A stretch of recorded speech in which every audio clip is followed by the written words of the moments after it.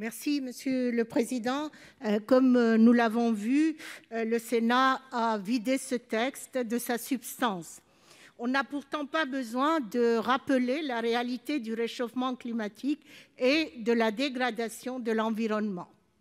La situation est plus que préoccupante, menaçante. Les responsables politiques que nous sommes ont une seule mission, trouver des solutions et les mettre en œuvre.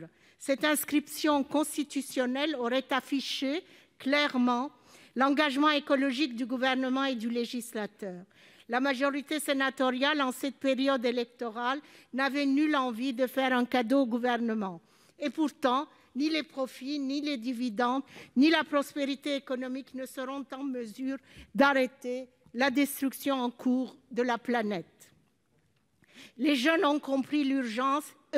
C'est pour cette raison qu'ils sont des dizaines de milliers à réclamer dans les rues des garanties et une lutte véritable contre le dérèglement climatique. Dans la version retenue par le Sénat, la République préservera l'environnement et la diversité biologique et agira contre le dérèglement climatique. On ne lutte pas ici, on ne garantit rien.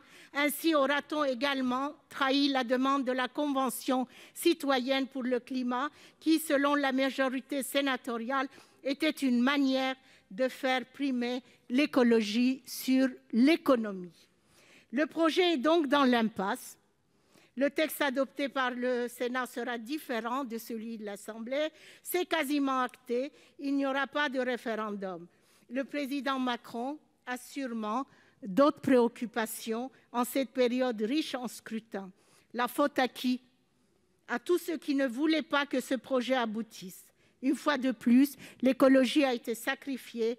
À certains, elle ne sert de temps à autre qu'à verdir un peu les bulletins de vote. Merci.